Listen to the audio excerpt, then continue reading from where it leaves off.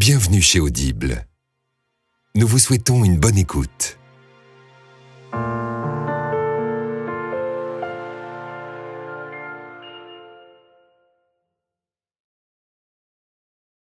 Audible Studio présente Écart de conduite de Diane Jeffrey, traduit de l'anglais par Clovis Bessières, lu par Axel Bossard et Marine Royer.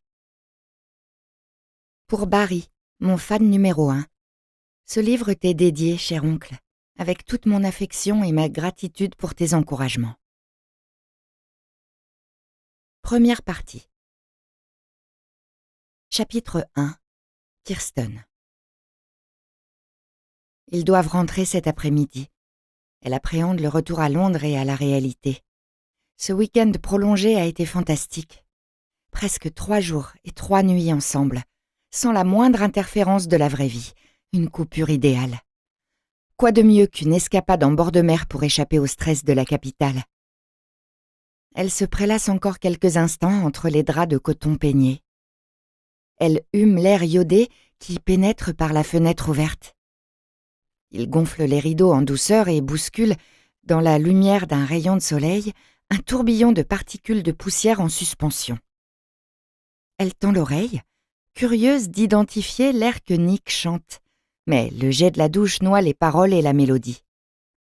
Déjà, tout au long du trajet en voiture, il a chanté sans retenue, pour accompagner les tubes des années 80 enregistrés sur l'appli de son portable, qu'il avait branché sur les haut-parleurs de la voiture.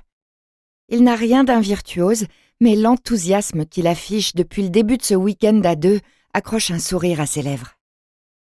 Pendant quelques secondes, elle parvient à faire taire la petite voix qui lui murmure à débit continu tous les axiomes du pessimisme. Les plaisirs sont éphémères, les meilleures choses ont une fin. Elle s'est réveillée l'estomac et la gorge nouée, hantée par l'idée qu'un désastre dont il ne se remettrait pas les attendait au tournant. Elle serait bien en peine d'expliquer d'où lui vient ce pressentiment irrépressible, totalement irrationnel. Un propos de Nick l'aurait-il provoqué? Elle passe en revue les événements de la veille, se remémore des bribes de conversation. Rien de saillant ne lui revient en mémoire. Une altération imperceptible du langage corporel de son compagnon a-t-elle pu influencer son humeur, même inconsciemment? Elle balaie cette idée ridicule. Il s'est montré prévenant et amoureux tout le week-end. Ils n'ont jamais été aussi proches. Elle n'est pas du genre anxieux, et pourtant, voilà encore quelques minutes, elle s'accrochait à Nick comme une patelle à son rocher. Kirsten la ventouse, s'est-il moqué, quand il a dû s'extraire de son étreinte pour sortir du lit. Elle s'inquiète d'un rien et ça ne lui ressemble pas. Il faut reconnaître qu'il est difficile d'envisager l'avenir avec optimisme quand on est dans leur situation. Au fond, si elle broie du noir, c'est qu'il ne leur reste que quelques heures avant de regagner leur pénate. C'est le week-end qui s'achève, pas leur relation. Nick apparaît dans l'encadrement de la porte, une serviette autour de la taille. Elle oublie aussitôt ses ruminations. Des gouttes d'eau perlent le long de son épaisse chevelure poivre et sel et tombent sur ses épaules musclées. Il est très en forme. C'est bien qu'il s'entretienne à son âge. Dès qu'il se déplace, elle perçoit dans son sillage des effluves de gentleman de Givenchy. Il s'approche du lit et soulève le drap pour découvrir son corps nu. Elle lui lance une œillade alanguie et tend les bras pour l'attirer à elle. « On a passé assez de temps au lit ces derniers jours. » Lance-t-il d'un ton enjoué. « Prends vite ta douche qu'on ait le temps de se balader une dernière fois sur la plage avant le déjeuner. » Elle affecte une moue résignée et se lève. Quand elle ressort de la salle de bain quelques minutes plus tard, Nick, assis sur le lit, toujours vêtu de sa seule serviette, converse à voix basse, le portable collé à l'oreille. Il lève vers elle son regard bordé de longs cils et s'empresse de mettre fin à la communication. « Le boulot », dit-il. Il esquisse un sourire pincé et jette avec ostentation son portable sur le lit. Elle doute fort de cette assertion, même si le travail lui prend tout son temps. Mais elle n'a pas l'intention de le mettre au pied du mur. Ils n'ont guère de tabou, mais s'aventurer à explorer ce pan de la vie de Nick serait enfreindre une règle tacite. Elle s'habille et se maquille avec un soin minutieux. Toujours face au miroir, appareil électrique en main, elle sèche ses longs cheveux, teints en blond fraise. Pendant ce temps, Nick lit ses emails et les infos du jour sur son portable, levant les yeux de temps à autre pour surveiller l'avancée des opérations. Quand elle est prête, elle examine le résultat dans la glace. « Il faudra s'en contenter », lance-t-elle, espérant un commentaire flatteur. « Tu es magnifique comme d'habitude. » Nick a saisi la balle au bond. Il n'est jamais avare de compliments. « J'adore ta nouvelle couleur, elle te va très bien. » Il charge les bagages dans le coffre et s'engage sur la route du littoral qui contourne le promontoire. Nick se gare devant la maison des propriétaires du gîte. Ils leur ont laissé toute latitude sur l'heure de départ. En contrepartie, Nick a proposé de passer pour déposer les clés. La maison est sur le chemin du retour. Kirsten observe le petit cottage de carte postale. Toit de chaume et jardin soigné. Il a tout d'une gravure pour boîte de chocolat. Il est proche de Croyd Bay, mais il n'a pas la vue sur mer, contrairement aux 2 pièces qu'ils viennent de quitter à Woolacombe, à quelques kilomètres. « Arrête de reluquer leur maison », lui dit Nick en lui pressant le genou de la main. « On jurerait que tu t'apprêtes à la cambrioler. » C'est plus fort que moi, des formations professionnelles. Kirsten est agente immobilière. C'est par ce biais qu'ils se sont rencontrés. Nick cherchait une maison à acheter. Elle se surprend souvent à estimer les biens de ses connaissances, du prix de vente optimal jusqu'aux travaux qu'elle entreprendrait si elle devait y vivre. Rien de personnel là-dedans. Elle ne compte pas déménager. Elle vit dans la maison où elle est née, une majestueuse résidence édouardienne à l'extrémité d'un alignement d'hôtels particuliers sur Muswell Hill, à 2 pas d'Alexandra Park. Son père lui a légué ce patrimoine comme il en avait hérité de ses parents. Elle l'a rénové de fond en comble, au goût du jour. Autant dire qu'elle vit sur un tas d'or, mais elle n'a aucune intention de vendre. Où trouverait-elle mieux? Kirsten et Nick envisagent souvent de vivre ensemble, mais ce serait chez elle, une fois qu'il aurait vendu son bien. Le rayon de soleil matinal a laissé place au crachin. Nick reste au volant, moteur tournant, pendant que Kirsten va rendre les clés. Une femme menue, silhouette frêle, cheveux noirs et large sourire découvrant des dents d'un blanc éclatant, ouvre la porte avant même que Kirsten n'ait frappé. Elle porte un haut à fines bretelles qui laisse apparaître un tatouage sur son épaule. Il représente une petite vague. Ce détail arrête le regard de Kirsten. Elle n'a jamais compris cette propension des gens à s'attaquer à leur intégrité physique, même avec le plus discret des tatouages. « Tout s'est bien passé, Madame Taylor? Le gîte vous a plu ?» demande leur hôtesse en réceptionnant les clés. Kirsten ne l'avait pas encore rencontré. Le mari les avait accueillis ce vendredi lors de leur arrivée. Il s'était chargé du tour du propriétaire, leur avait remis les clés et indiqué le mot de passe du Wi-Fi.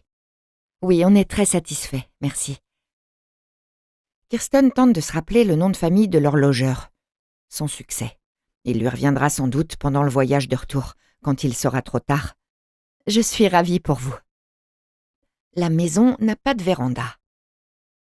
Kirsten doit rester sous la pluie, pendant que leur hôtesse lui explique combien elle apprécierait un commentaire positif sur le site. Elle a enfilé des tongs et, bien qu'elle se tienne sur le perron de la maison, Kirsten, dans ses bottines à talons, la domine d'une tête. « Ne vous inquiétez pas, je m'en occupe dès notre retour », la rassure Kirsten. Promesse en l'air, elle n'a nullement l'intention de s'exécuter. Rédiger un commentaire reviendrait à laisser un témoignage de son passage. Elle ne peut pas prendre ce risque, pas même en utilisant le nom d'emprunt donné par Nick lors de la réservation. De retour dans la voiture, elle se retourne sur son siège et regarde leur hôtesse qui leur adresse ses adieux de la main depuis le pas de sa porte. Jamais Kirsten ne pourrait vivre dans une telle bicoque. Les fenêtres sont trop petites et les arbres trop grands. La pénombre doit être permanente à l'intérieur. Et puis, elle est attachée à la ville. Depuis toujours. Bien sûr, elle prolongerait volontiers son séjour dans le Devon de quelques jours pour couper avec la réalité et repousser son retour au travail. Mais s'installer à la campagne? Non merci, même avec Nick. Voilà maintenant qu'il pleut des cordes. Le vent souffle par bourrasque.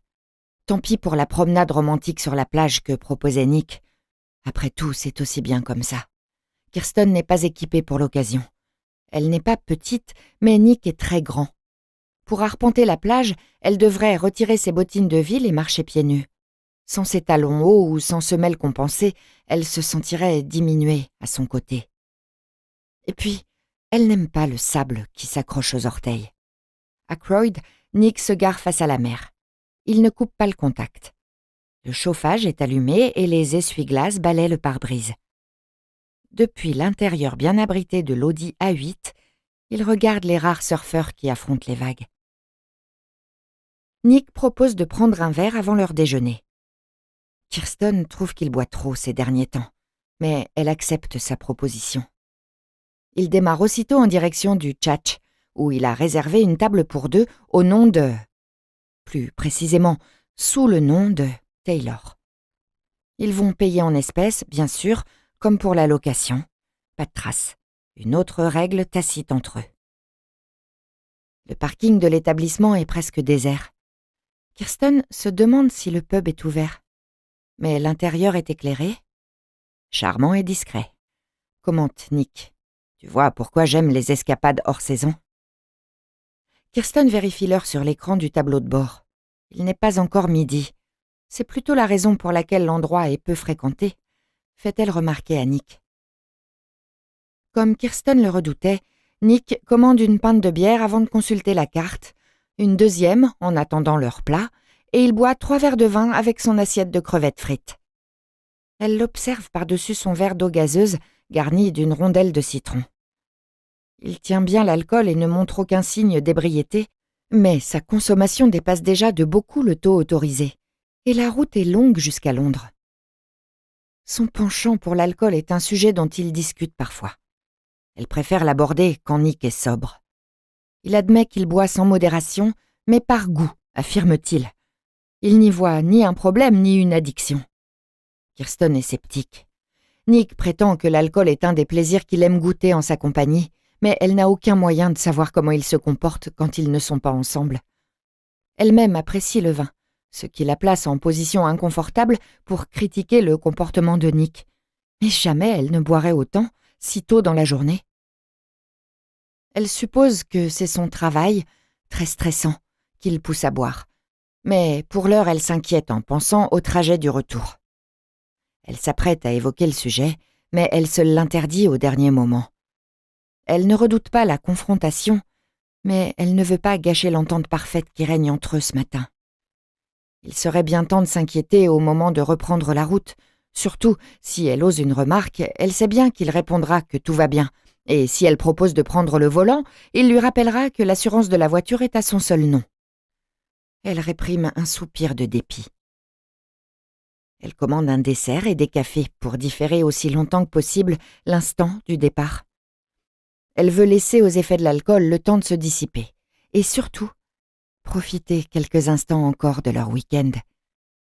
C'est le dernier repas qu'ils partagent avant que chacun ne regagne son domicile. Quand ils se décident à quitter le pub, Nick récupère son parapluie accroché au porte-manteau près du bar. Une fois à l'extérieur, il s'abrite sous l'avancée du toit et observe, fasciné, la pluie qui a redoublé de vigueur. Quand Nick s'apprête à ouvrir le parapluie, Kirsten arrête son geste en passant la main sous son bras. Il s'immobilise un court instant avant de se précipiter vers la voiture. À la sortie du village, il se trompe de route. Kirsten s'en aperçoit la première. Un panneau indique la direction de Pudsborough. Ce n'est pas sur leur itinéraire, elle en est sûre. Nick affiche son adresse londonienne sur le GPS. Il doit d'abord la déposer chez elle, mais sa propre adresse est préenregistrée dans la mémoire du navigateur. La voix du GPS les informe qu'ils doivent faire demi-tour. Le chien apparaît soudain à la sortie d'un virage. Nick jure, les freins de la voiture grincent. Kirsten est projetée vers l'avant, puis aussitôt rejetée contre le dossier. La voiture dérape et vient glisser en douceur contre la haie, une de ces haies incroyablement hautes et broussailleuses qui bordent les routes, déjà étroites, du Devon. Le tout s'est déroulé en un clin d'œil. « On a évité le chien », remarque Kirsten. Elle met l'accent sur le dernier mot. Un effet de l'état de choc, sans doute. Ils n'ont pas écrasé le chien. Son esprit s'efforce déjà d'effacer le bruit sourd du corps frappant le pare-brise, la vue effroyable de cette masse inerte roulant sur le capot avant de retomber sur le macadam. Elle a pourtant conscience de la réalité inéluctable, définitive, de ce qui vient de se passer. La sidération les paralyse. Une fraction de seconde, puis ils s'éjectent de la voiture. Courbant la tête sous la pluie qui lui fouette le visage, Kirsten regarde le maître du chien, immobile sur le sol, face contre terre. Elle se couvre la bouche d'une main pour assourdir un gémissement de surprise. Nick s'agenouille auprès du corps et le retourne avec délicatesse. Elle s'accroupit à son tour, en face de Nick. Elle sent la pluie transpercer son pantalon de lin. Imitant Nick qui palpe le poignet de l'homme, elle pose ses doigts sur son cou et tâtonne nerveusement à la recherche d'une pulsation. Elle s'efforce de rassembler des bribes de connaissances en matière de premiers secours, vestiges d'initiation suivis des années auparavant, une première fois au lycée et plus récemment au travail. Artère radiale, carotide, les mots lui reviennent en tête pendant que Nick lève le regard vers elle et secoue la tête. « On devrait essayer de le ranimer, non ?» Elle peine à reconnaître sa propre voix altérée par un tremblement.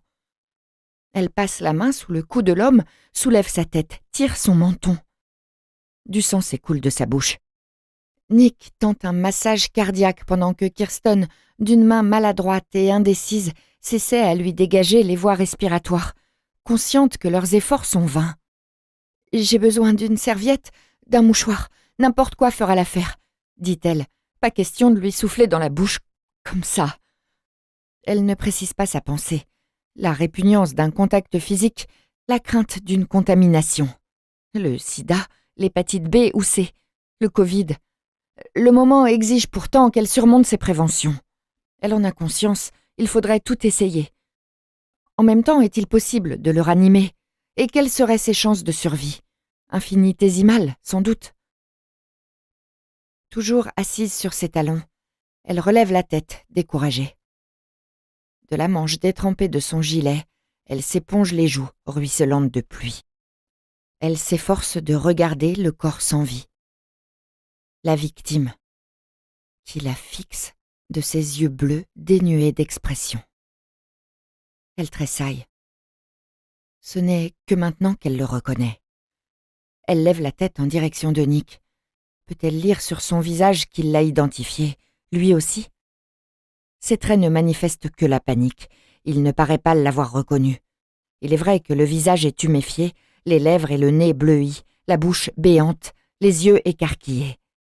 Kirsten abaisse les paupières de l'homme, l'une après l'autre, et lui ferme la bouche. « On devrait appeler les urgences. » Marmonne Nick d'une voix presque inaudible. Sa chemise trempée colle à son torse. « Il faut faire venir une ambulance. » Ont-ils vraiment tué un passant? La voiture ne roulait pas si vite. La collision n'a pas été si violente. Le pare-brise est intact. Mais le cœur de cet homme ne bat plus. Il est mort. Quel sort les attend? Kirsten tremble de tout son corps. La silhouette de Lily lui apparaît soudain. Elle porte son pyjama à la Reine des Neiges. Elle réclame qu'on lui raconte une histoire avant de dormir. Des mèches blondes rebelles s'échappent de ses tresses au retour de l'école. « Ça va servir à quoi ?» dit-elle d'une voix blanche, sans oser croiser le regard de Nick. Elle ne reconnaît pas sa voix. Comment peut-elle dire ça? Comment son esprit peut-il même concevoir une telle idée? Qu'est-ce que tu dis? D'autres images se succèdent à toute allure dans la tête de Kirsten. Sa fille, son mari, sa maison, sa carrière, sa vie. Tout ce qui compte pour elle, ce qu'elle a de plus précieux, ce qu'elle a bâti au prix d'efforts constants. Est-ce qu'ils peuvent encore le sauver? Murmure-t-elle, même s'ils arrivent vite. Nick reste silencieux, mais l'intensité du regard qu'il fixe sur elle signifie qu'il l'a bien entendu, malgré la pluie. Elle comprend qu'il se livre à toutes sortes de conjectures, comme elle-même. Cet homme est mort. Rien de ce qu'ils pourront entreprendre ne lui rendra la vie. En revanche, ils peuvent s'attirer les pires ennuis. S'ils se jettent sur leur portable, s'ils composent le numéro des secours, ils mettent en jeu leur destin. Leur responsabilité sera engagée. Ils ont tout à y perdre. Probablement pas. Finit-il par répondre d'une voix atone. Kirsten est soudain moins tendue. Ils sont sur la même longueur d'onde. Mais il bredouille aussitôt, d'une voix durcie par la colère. Tu aurais dû. Du coin de l'œil, elle voit le doigt accusateur qu'il pointe vers elle. Elle lui fait face, s'approche de lui. Tu as trop bu. Lance-t-elle, tout est de ta faute. Si tu n'étais pas ivre. Ses paroles restent en suspens. Le silence est brisé par les gémissements du chien. Elle avait oublié sa présence. Un labrador, semble-t-il, dont le poil tire sur le roux, à cause de la pluie, peut-être. Il blottit sa truffe humide et froide dans la main de Kirsten. Elle le caresse derrière les oreilles. Le geste ne parvient pas à la calmer, pas plus qu'il n'apaise le chien. Nick se relève, la mine déterminée. « Aide-moi à le sortir de la route », dit-il. « Vite, avant qu'une voiture se pointe. » Chapitre 2. Kirsten. « Allez, aide-moi !» répète Nick d'un ton plus ferme. Kirsten ne bouge pas. Elle reste accroupie sur la chaussée luisante de pluie, le chien à côté d'elle. Elle finit par se lever, se penche pour saisir l'homme par les chevilles. Ses mains tremblent. Est-ce le choc, le froid, les deux? Elle ne sait pas.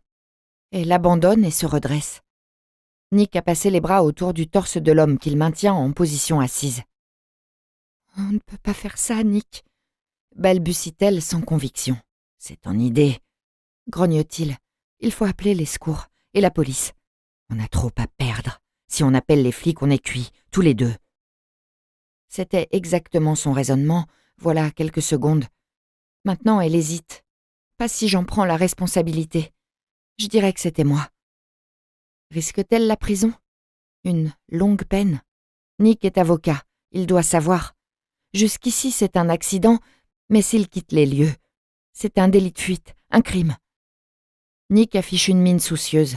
Sans doute partage-t-il les mêmes réflexions. Soudain, il l'interpelle d'un mouvement de menton. « Kirsten, on ne peut plus rien faire pour lui. Il faut penser à nous. »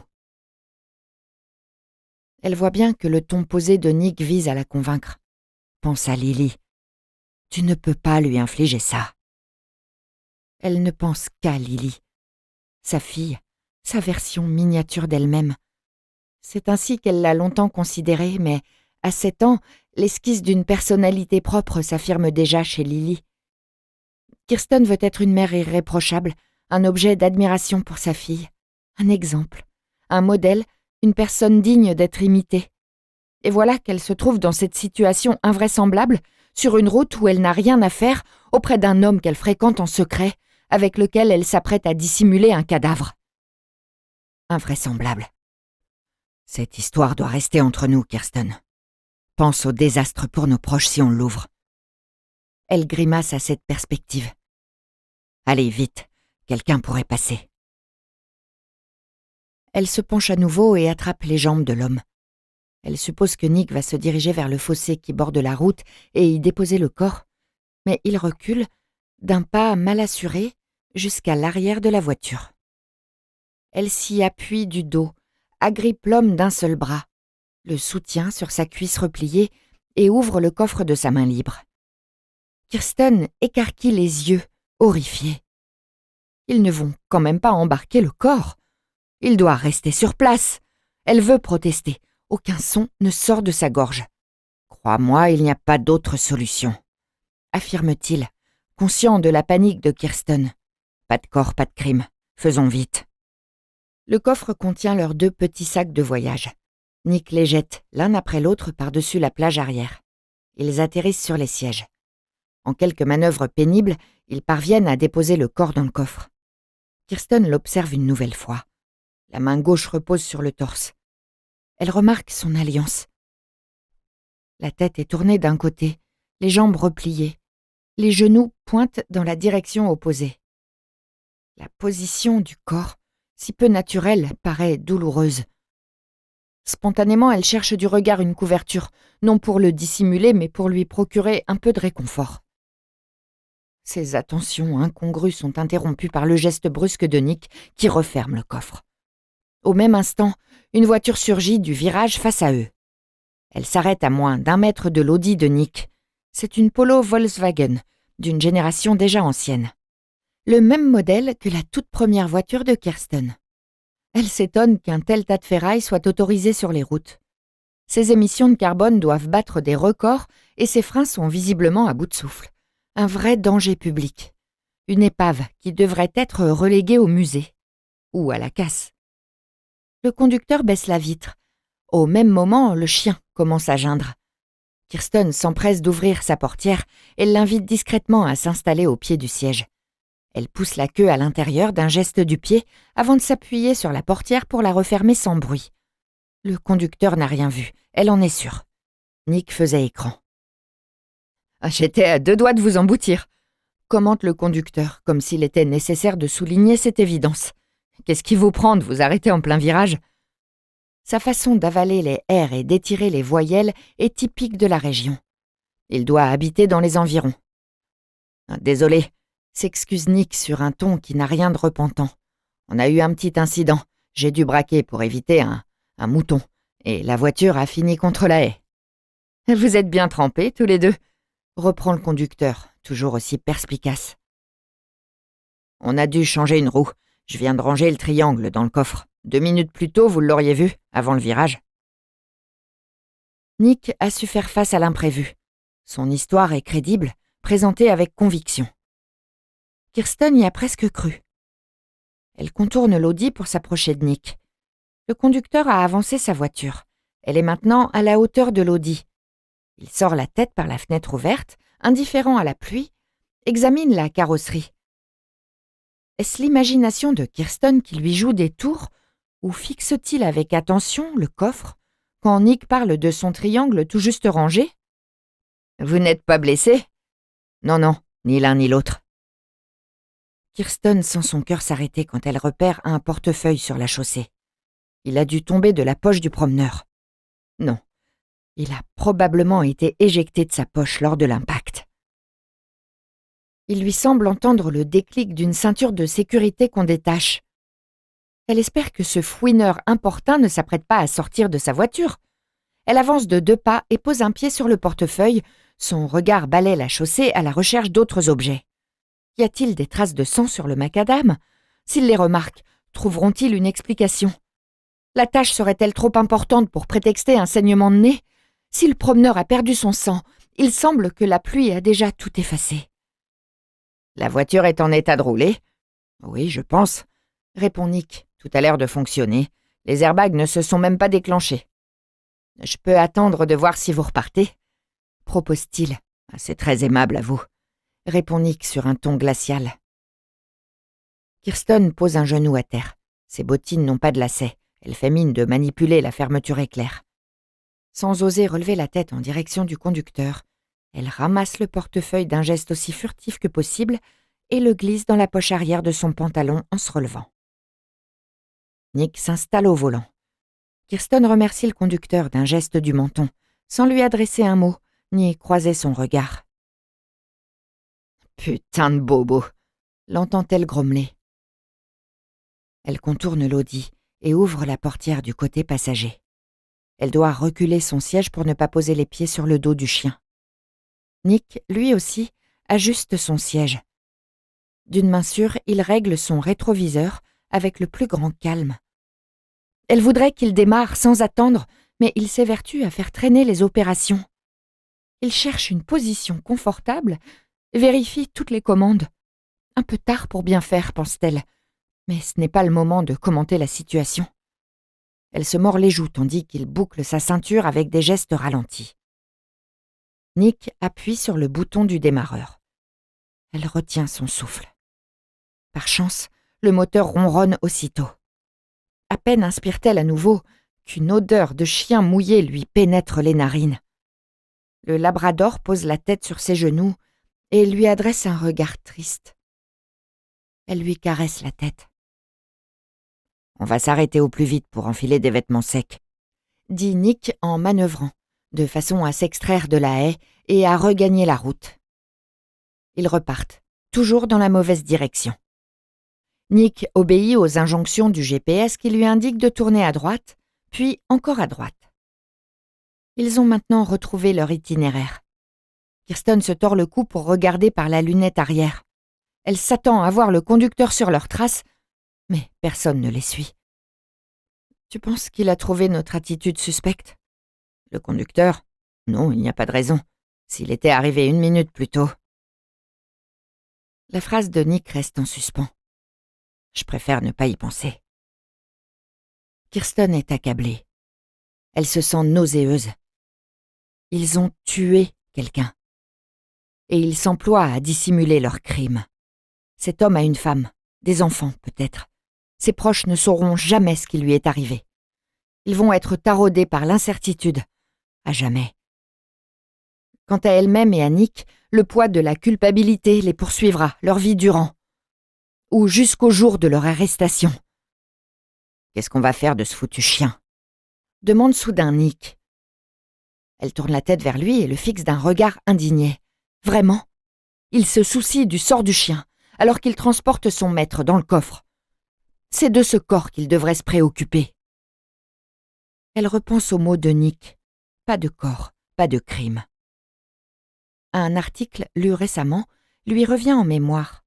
Un tueur en série prenait le soin de dissoudre ses victimes dans un bain d'acide sulfurique, pensant à tort qu'en l'absence de corps, il ne pouvait pas être inculpé. Cette logique morbide lui glace le sang.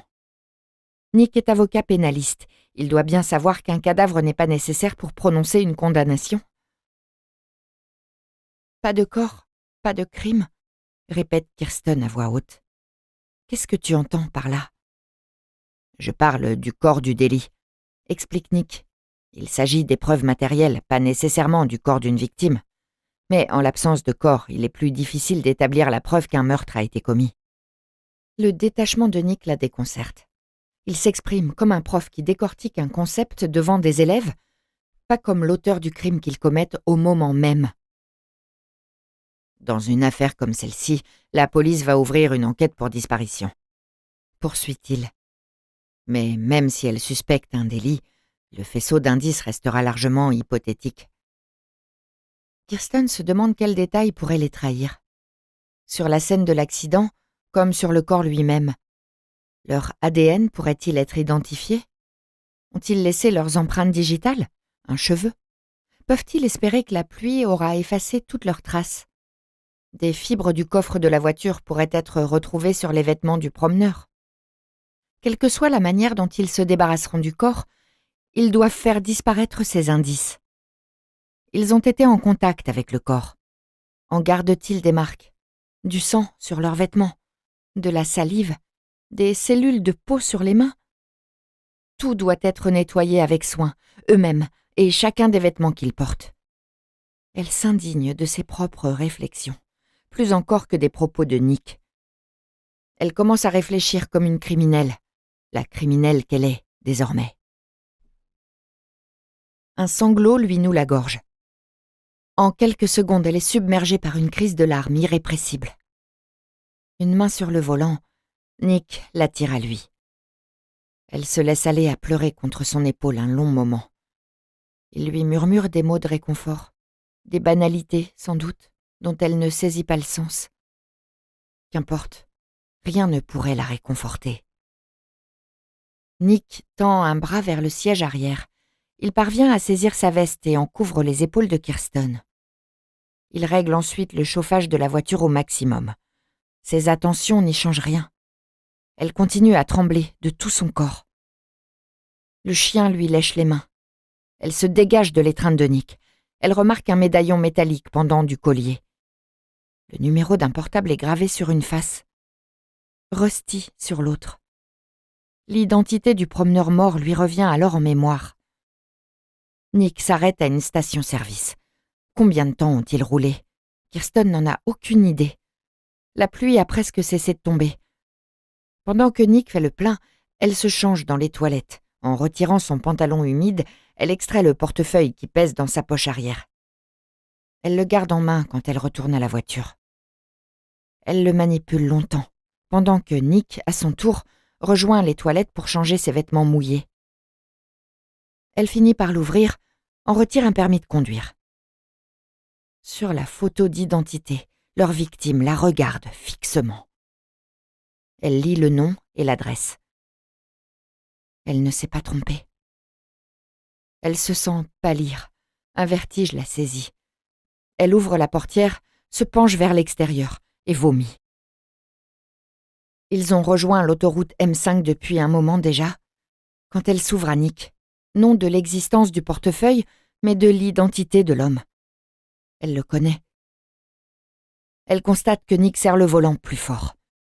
Ses phalanges sont presque blanches. « Je sais », dit-il enfin. « Je l'ai reconnu, moi aussi. » Chapitre 3. Amy. Un nouvel accès de nausée. Je prends le temps d'inspirer profondément, 1 fois, 2 fois, 3 fois. J'ai déjà vomi ce matin, je voudrais pas recommencer. La sensation d'écœurement est plus forte aujourd'hui, sans doute à cause de notre petite fête hier soir. Oh, rien d'extravagant, mes beaux-parents et nous deux, chez eux. J'ai pas bu une goutte d'alcool, mais il était bien 3 heures quand on s'est mis au lit. Je crois que je paie le manque de sommeil. L'odeur de gigot qui monte du four n'arrange rien. Tout est prêt. Je peux baisser la température du four. Je vais laver les casseroles et égoutter les légumes. Je pourrais toujours les réchauffer au retour de Greg. Il va plus tarder. Je me sentirais mieux avec quelque chose dans le ventre. Ça gargouille là-dedans. Je caresse mon petit bidon. La protubérance commence à se deviner quand je me cambre ou que j'enfile un haut serré.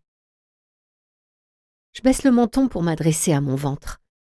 Tu me rends très heureuse et aussi un peu malade, mais t'en vaut la peine. Je mets la table et je tourne en rond. Pour tuer le temps, je passe un coup d'éponge sur le comptoir et j'essuie les casseroles. 30 minutes ont passé et Greg n'est toujours pas rentré. J'essaye son portable. Pas de réponse. Il bruinait quand il est sorti, maintenant il pleut des cordes. Un week-end de 1er mai typique du Devon. Greg a dû s'abriter quelque part en attendant que ça passe, ou bien il a croisé un de nos copains. Ils refont le monde sans se soucier de l'heure. Greg est toujours en retard. Je l'ai compris dès notre premier rendez-vous. Il avait promis de passer me chercher à 19h et il s'est pointé 1 heure plus tard. J'ai cru qu'il m'avait posé un lapin. Quand on est arrivé au restaurant, sa réservation avait été annulée. Un couple occupait la table promise. C'est le trait de caractère qui mérite le plus chez lui. C'est peut-être même le seul. Je ne lui vois guère d'autres défauts.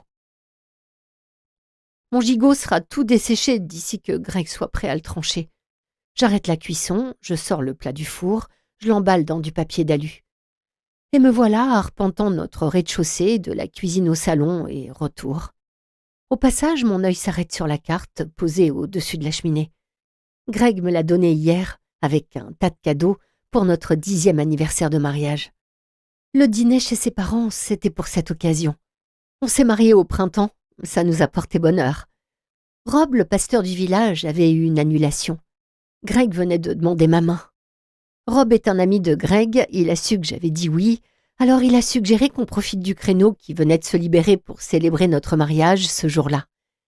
J'attrape la carte et je l'ouvre. Je te remercie pour ces 15 années passées à tes côtés. Je t'aime plus que jamais, Greg. Un sourire chasse mon irritation. Rien à faire, ces mots me touchent. 15 ans déjà. On s'est rencontrés sur la plage. Greg avait 18 ans, 1 an et demi de plus que moi. Il était maître nageur sauveteur à Croyd Bay pour la saison avant d'entrer à la fac. J'avais un boulot d'été moi aussi, marchande de glace. J'étais postée dans un camion garé juste au-dessus de la plage. Il est vite devenu un de mes meilleurs clients. Il s'arrêtait 2 fois par jour dans son maillot de bain rouge pour un cornet de Mr. Whippy. Je me demande combien de ces glaces à l'italienne il a consommé au cours de ces 2 semaines avant de trouver le courage de m'inviter après le travail. Comme je le dis souvent, ce n'est que 15 jours après qu'on a fait connaissance que je l'ai vu habillé pour la première fois ce fameux soir où il a sonné chez moi avec 1 heure de retard. Un de mes meilleurs souvenirs et une anecdote que j'ai racontée des centaines de fois depuis. Je me suis faite à cette mauvaise habitude Mais là, son retard me tracasse vraiment. 1 heure déjà. J'essaye à nouveau son portable. Toujours pas de réponse. Cette fois, je laisse un message, laconique et sec. Il m'a dit qu'il allait au bout de la route et qu'il revenait. Qu'est-ce qui peut bien le retenir? J'en oublie ma colère. Je commence à m'inquiéter. Et s'il lui était arrivé quelque chose? Une crise cardiaque, qui sait? Il est jeune et en bonne santé, mais c'est arrivé à d'autres, non? Ou un accident? Et si j'appelais mes beaux-parents? Ils habitent à 2 kilomètres d'ici, à Georgeham, le village voisin. Greg a pu passer chez eux pour leur donner un coup de main après le dîner d'hier soir. Je veux pas les alarmer pour rien, et ils ont déjà perdu un fils, le grand frère de Greg, voilà 5 ans. Depuis, ils sont ultra protecteurs, avec Greg comme avec moi, maladivement soucieux de notre bien-être et de notre sécurité. Et puis, ils étaient tellement heureux qu'on leur annonce que j'étais enceinte. Je veux pas gâcher leur joie. Ça ne m'empêche pas d'appeler toutes nos connaissances, à commencer par ceux de nos copains surfeurs qui habitent dans le coin. Je suis sûre que je les dérange au beau milieu du déjeuner familial. Aucun d'entre eux n'a vu Greg aujourd'hui, mais chacun a une hypothèse aussi réconfortante qu'improbable. Matt, il est peut-être allé siffler une bière au pub. Sharky, il a dû sortir sa planche de surf. Avec ses vagues, il n'a pas pu résister. Tom, tu crois pas qu'il est passé à la boutique?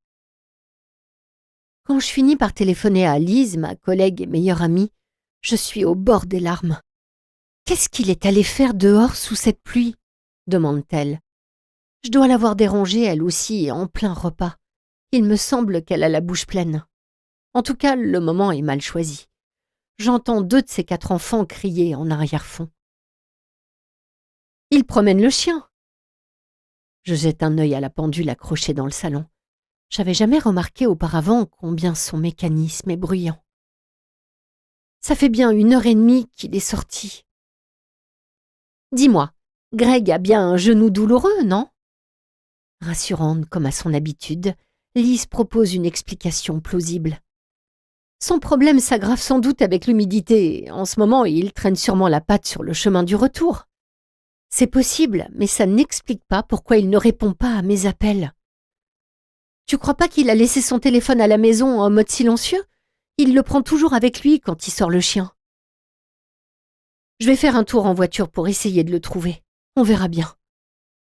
Je m'accroche aux suppositions de Lise comme une naufragée à la bouée qu'on lui lance. Il est sorti sans son portable et il clopine sur la route à cause d'un genou douloureux. Pourquoi pas? Lise propose de m'accompagner. Avec ses 4 enfants sur les bras, ce serait trop lui demander. Je sais qu'elle va m'appeler plus tard ou m'envoyer un texto pour s'assurer que tout va bien. Avant de sortir, je fais le tour des pièces à la recherche du portable de Greg. Je vérifie les endroits les plus plausibles, sur la table de chevet, sous les coussins du canapé, à côté de l'enceinte Bluetooth. C'est une perte de temps. Je dois y aller. Je vais pas laisser Greg sous la pluie avec un genou à la ramasse. Il doit avoir mal et faim. Je m'assure que j'ai bien mon portable, je passe un pull au-dessus de mon top sans manches, j'enfile mes tennis et j'attrape les clés de la voiture. Je quadrille les environs un bon moment. Je m'arrête à l'entrée de chaque sentier et je ralentis pour observer les champs. La pluie s'est un peu calmée, mais la visibilité n'est pas formidable. J'aurais peut-être dû prendre notre paire de jumelles. Oh, inutile, il n'y a pas un chat sur la plage, ni Greg, ni quiconque. Même les voitures se font rares. Je me décide à pousser jusqu'à Georgeham. Arrivée devant la maison de mes beaux-parents, je me gare dans l'allée. Pam, ma belle-mère, a entendu le bruit du moteur. Elle sort sous la pluie, me passe un bras autour de l'épaule et me pousse à l'intérieur avant même que je lui explique la raison de ma visite. Une bonne odeur de cuisine me saisit dès l'entrée, mais je vois que la table de la salle à manger est déjà débarrassée. Ils ont fini de déjeuner. Il est déjà tard. Mon beau-père nous rejoint. Je ne sais pas trop comment aborder la situation sans les inquiéter. Je m'efforce d'adopter un ton détaché. Greg est passé vous voir aujourd'hui? Non, on ne l'a pas vu. Enfin, pas depuis votre départ, après notre petite fête. C'était déjà ce matin, non? Il devait être 2h30. Mais qu'est-ce qui se passe? Mon beau-père intervient. Il avait prévu de passer? Son ton est perplexe. Non, il a juste sorti Rusty pour sa promenade avant le déjeuner. Il devait être 12:15. Je vois les rides se creuser sur leurs deux visages. Pour ne pas ajouter à leur mine soucieuse, je tente de refouler la panique prête à transparaître dans ma voix. Et il n'est pas encore rentré. Je regrette déjà ces derniers mots trop alarmants. Mon sourire crispé tente d'en atténuer l'effet. Hugues regarde sa montre. Il est 2h30, tu le cherches depuis combien de temps? Depuis un petit moment déjà, il est probablement à la maison maintenant. J'ai dû le rater. Tous les deux opinent en silence, mais je ne doute pas qu'ils partagent mes conjectures. Greg m'aurait appelé s'il ne m'avait pas trouvé à la maison, et à supposer qu'il ait égaré son portable, il aurait utilisé le téléphone fixe. Il vaut mieux que je rentre maintenant. Tu nous tiens au courant, Amy. N'hésite pas, insiste Pam. Avant de quitter l'allée de la maison, je vérifie mon portable. Le volume est au maximum, je n'ai reçu ni appel ni message. Devant chez moi, au moment où je vais ouvrir la porte, mon portable sonne. Enfin! Dans la précipitation, je l'extirpe si vite de la poche de mon jean que je manque de le faire tomber. Je reconnais la voix de Pam. « Tu es rentré? Greg est là ?» Non, toujours pas. Aucune trace de lui ou du chien. Je me demande si je devrais appeler la police. J'ai pas encore réalisé que je pensais à voix haute quand Pam reprend. « Est-ce qu'il ne faut pas attendre 24 heures avant de déclarer une disparition? Pour un adulte, je veux dire. » Une disparition? Greg est une personne disparue? Non, c'est une idée reçue, je crois, Pam. Je doute que la police prenne au sérieux la disparition d'un mari que sa femme n'a pas vu depuis 3 heures, mais je garde cette réflexion pour moi. Ce laps de temps m'inquiète, mais après tout, ce n'est pas si long. Je vais quand même appeler le commissariat pour leur demander s'ils ont eu écho d'un incident aux alentours de Croyd qui pourrait expliquer que Greg ne soit pas rentré depuis un moment. Il aide peut-être quelqu'un qui a eu un problème sur la plage. Bonne idée, répond Pam. On arrive, Hugues et moi. On va rester avec toi en attendant de savoir où est passé Greg. Je cherche sur Google le numéro de l'antenne de police la plus proche. Elle se trouve à Brompton, à environ 10 km. Aucun résultat. À cause des restrictions budgétaires de ces dernières années, les maigres effectifs assurent une présence quasi symbolique. Je devrais peut-être essayer le commissariat de Barnstaple, mais c'est à 18 km. Je continue à croire que l'absence de Greg va vite trouver une explication qu'elle résulte d'une péripétie bénigne. À quoi bon appeler police secours? Je finis par composer le 101, le numéro des appels non urgents. Bonjour, mon nom est Amy Wood, j'habite Croyd, et cet appel concerne mon mari. Il a disparu. Je note, Amy, répond une voix féminine compréhensive. Quand l'avez-vous vu pour la dernière fois? Aujourd'hui, plus tôt, il y a 3 ou 4 heures à peu près. Son absence paraît si courte, je me sens un peu ridicule. J'espère que je m'alarme sans raison. C'est noté. Pour commencer, pouvez-vous me donner le nom de votre mari, s'il vous plaît? Il s'appelle Gregory Wood. Centre pénitentiaire de Sevenhams Park. Bonjour. Je t'ai écrit plusieurs fois, mais jusqu'ici j'ai confié mes tentatives successives à la poubelle. C'est important pour moi de trouver les formules les plus exactes possibles, bien que j'ai conscience que tu ne liras jamais cette lettre. Pour tout dire, même si je pensais que ça peut t'intéresser, je ne t'enverrai probablement pas ce courrier. Comme tu peux le constater, je t'écris de la prison de Sevenhams Park. C'est un établissement moderne, ouvert depuis peu, qui comprend un quartier de haute sécurité pour hommes et une aile pour détenus jugés dangereuses. Bien sûr, ces deux entités ne communiquent pas. Ma première audition devant le tribunal a eu lieu la semaine dernière. Tout s'est passé si vite, quelques minutes, tout au plus, que je me demande encore pourquoi j'ai dû y assister. Mon affaire a été renvoyée devant la cour de la couronne, procédure habituelle lors d'une mise en accusation pour un acte criminel. Ainsi que me l'a expliqué mon avocate, comme si je ne le savais pas déjà. Cela signifie que l'infraction est estimée suffisamment grave pour relever du verdict d'un jury. Elle a aussi précisé qu'une libération sous caution n'était pas envisageable dans mon cas. Après cette audition, j'ai dû embarquer dans un fourgon cellulaire, direction la prison de Sydenham Park, où je vais rester en détention préventive jusqu'au procès. Je compte plaider non coupable. J'ai eu beau affirmer mon innocence auprès de mon avocate, j'ai bien vu à son expression que je ne l'avais pas convaincue. À mon grand soulagement, ce n'est pas elle qui me défendra devant la cour. Si elle ne me croit pas, comment gagnerait-elle 12 jurés à ma cause? Toi, je n'aurais aucun mal à te convaincre. Personne d'autre que toi ne connaît la vérité. Tu étais sur les lieux lorsque le crime a été perpétré. Chapitre 4. Kirsten. Il s'appelait Gregory Wood, dit Kirsten en rangeant le permis de conduire dans le portefeuille du mort. Monsieur et Madame Wood, les propriétaires du gîte qu'ils ont loué pour le week-end. Kirsten revoit la femme lors de la restitution des clés. Debout sur le perron de son cottage au toit de chaume. Petite, mince, les cheveux noirs ramenés en un chignon, le contour d'une vague tatouée sur l'épaule, saluant leur départ d'un geste de la main. Elle ferme les yeux pour chasser cette image. Rien à faire, la scène reste gravée dans sa mémoire. Pas moyen de la balayer. Pendant leur échange, elle ne parvenait pas à se remémorer son nom de famille. Maintenant, elle ne cesse de se le répéter. C'est quoi, son portefeuille? Pas question de le garder, Kirsten. Lui enjoint Nick sur un ton sans appel qu'elle ne lui connaît pas. Sans doute celui qu'il adopte à la barre. Leurs regards se croisent. Ils se fixent mutuellement un bref instant. Puis Nick se concentre à nouveau sur la route. Elle examine son visage, ses mâchoires serrées, la pulsation de la veine temporale.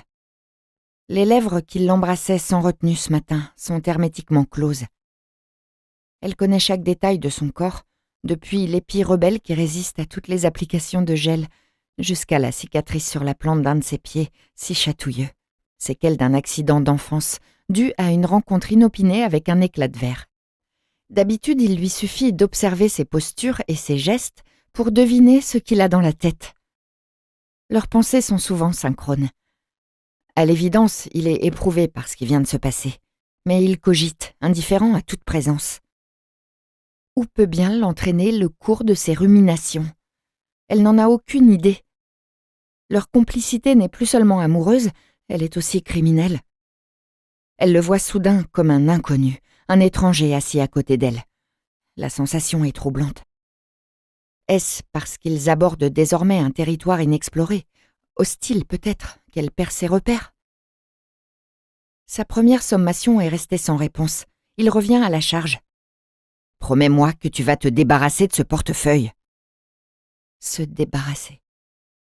Bien sûr, ne t'inquiète pas. Elle est pourtant décidée à le garder. Pour quelle raison? Elle serait bien en peine de l'expliquer. Mais elle est sincère quand elle lui dit de ne pas s'inquiéter. Elle trouvera un endroit sûr. Personne ne tombera dessus. Comment va-t-on se débarrasser du corps? Le mot lui apparaît encore plus effroyable quand elle le prononce à son tour. On se débarrasse des ordures ou d'un objet. Il faudrait trouver un euphémisme pour parler d'un défunt. Elle envisage plusieurs possibilités, toutes abominables. Faut-il dissoudre le corps dans un bain d'acide sulfurique comme le tueur en série évoqué dans l'article qu'elle a lu? Le brûler? Trouver un bois isolé et l'y enterrer? Je m'en occupe, répond Nick. Je connais les gens qu'il faut pour régler ce genre de problème. Bien sûr. Nick se vante souvent de ses succès. Nombre de ses clients sont sortis blanchis du tribunal contre toute attente. Certains de ceux-là lui sont sans doute redevables au point d'accepter de lui rendre service. Mieux vaut ne pas savoir ce qu'il compte faire de la dépouille mortelle de Gregory Wood. Nick y veillera. C'est un soulagement momentané. Écoute, Kirsten, il serait sans doute sage de ne plus se voir, pendant un moment. Poursuit Nick, les yeux fixés sur la route. On devrait couper le contact, complètement. Son cœur s'affole. Elle est à nouveau tendue. Elle pensait que cette tragédie les rapprocherait. Il exige qu'elle s'éloigne. Ils sont pourtant liés plus étroitement que jamais, jusqu'à en suffoquer. Elle peine à l'admettre Et plus encore, elle l'avouait à Nick. Mais elle a besoin de lui. Sans son soutien, comment parviendra-t-elle à sauver les apparences, à s'accommoder de la gravité des faits ? « Quoi ? Tu ne peux pas me faire ça ?» l'implore-t-elle. Elle doit paraître pitoyable à Nick, désespérée. « N'en fais pas un drame. Juste le temps que l'affaire soit oubliée. Les infos vont probablement en parler, au moins là-bas, dans le Devon. On va attendre d'être absolument certain que notre présence dans le coin n'est pas évoquée. Entre-temps, on ne peut pas prendre le risque d'être vus ensemble, même par des gens qui ne nous connaissent pas. » « Mais il n'y a aucune raison qu'on nous soupçonne. » »« Tu as probablement raison. Mais va savoir. Autant être prudent. En attendant, je dois régler plusieurs problèmes. D'abord le corps, ensuite l'Audi. La carrosserie est froissée à l'avant et je dois faire poser un nouveau pare-choc. » Qu'il associe avec froideur la disparition du corps et la réparation de sa voiture la choque. Elle acquiesce pourtant d'un geste de la tête. « Et moi ? Qu'est-ce que je dois faire ? » ?»« Rien de particulier. Comporte-toi comme si rien ne s'était passé. Ne change rien à tes habitudes. Et encore une chose. »« Quoi ? » ?»« Colle ce foutu chien dans un refuge. » Il roule en silence jusqu'à destination. Nick conduit trop vite. Kirsten s'attend à tout moment à être éblouie par le flash d'un radar, mais elle ne lui demande pas de ralentir. Elle veut mettre au plus vite toute la distance possible entre elle et la scène de l'accident. La scène du crime. Nick est sans doute aussi résolu qu'elle. Il se comporte en bête pourchassée, en fugitif. Ce matin, elle déplorait que le week-end s'achève déjà. Maintenant, elle voudrait tourner la page au plus vite. Il lui tarde d'être chez elle. Nick la dépose enfin au coin de sa rue. Elle presse le pas jusqu'au portail, le chien sur ses talons. Le salon est éclairé derrière les rideaux tirés. Dès qu'elle s'engage sur la courte allée, le spot automatique s'allume au-dessus du porche. Pendant un bref instant et malgré ce décor familier où chaque chose est à sa place, Kirsten a l'étrange impression de s'être trompée d'adresse. Elle a vécu ici toute sa vie, ou presque, et voilà qu'elle ne se sent plus chez elle. Ce n'est pas la maison qui la déconcerte, c'est elle-même. Quand elle ouvre la porte et franchit le seuil, il lui semble faire irruption dans une vie qui n'est pas la sienne. La sensation provoque sur son visage l'esquisse d'une grimace. Elle tente de la chasser au moment où elle pose sac de voyage et sac à main dans l'entrée. Le chien s'assied, impassible, tandis qu'elle ôte ses chaussures et accroche sa veste au porte-manteau. Elle jette un œil dans le salon, au-delà de la porte grande ouverte. Jamie regarde la télévision, la tête blonde de Lily posée sur ses genoux. D'un index posé sur les lèvres, il lui signale qu'elle s'est assoupie. Une main posée sur le chambranle, elle hésite à entrer. Elle vit toute la scène comme si, ayant échappé à son corps, elle l'observait en apesanteur. « Lily t'a entendu, mais elle s'est endormie, » chuchote-t-il. « Alors, c'était horrible. » Ces mots la désarçonnent une fraction de seconde, mais elle réalise qu'il parle du prétexte échafaudé pour justifier son absence de ce week-end. Un congrès professionnel à Cardiff. Elle opine du chef afin de s'éviter une réponse mal assurée. « Tu veux manger quelque chose ?» Elle décline l'offre d'un geste de la tête. Elle a l'impression de paraître sur scène, d'endosser un rôle taillé pour une autre, un rôle dont les répliques lui échappent. « Non, merci. » Sa voix est sèche. Elle s'éclaircit la gorge. Le déjeuner était copieux. Jamie rit. Kirsten ne comprend pas ce qui provoque sa joie, jusqu'à ce qu'il désigne du doigt le chien assis à côté d'elle. Sarah, ma copine de l'agence, est tombée malade pendant le congrès. Sa voix est plus posée. Elle déballe son mensonge avec fluidité. Je lui ai proposé de m'occuper de son chien pendant quelques jours. Lily va être aux anges. C'est cette histoire qui m'a retardée. J'ai dû faire un détour en métro pour aller le chercher. Elle se demande soudain si les animaux de compagnie sont acceptés dans les transports urbains. Elle croit se souvenir y avoir déjà vu des maîtres avec leurs chiens. L'essentiel est que son mensonge passe inaperçu. Elle était supposée prendre le train jusqu'à Londres et rentrer en métro. Comment va-t-elle ? Je crois que c'est un mal. Non, je veux dire ta collègue. Tu as parlé de Sarah, non ? Ah oui. Leur échange réveille Lily. « Maman !» lance-t-elle, tendant les bras en direction de Kirsten. Le petit diable sort de sa boîte. S'amuse aussitôt Jamie. « Bonjour ma petite chérie », réagit Kirsten. Elle s'efforce d'afficher un large sourire, mais elle sent qu'il manque de spontanéité. « Tu as été gentille, petite fille, avec ton papa ?» Elle s'avance vers les siens. Le chien lui emboîte le pas. Elle effleure d'un baiser les lèvres de Jamie et s'agenouille près du sofa pour enlacer Lily, enfouissant son visage dans les cheveux de sa fille. Elle se revoit aussitôt dans la même position, auprès du corps sans vie de Gregory Wood, sur la chaussée détrempée. Elle serre Lily plus fort pour réprimer un frisson. « Un chien ! On a un chien !»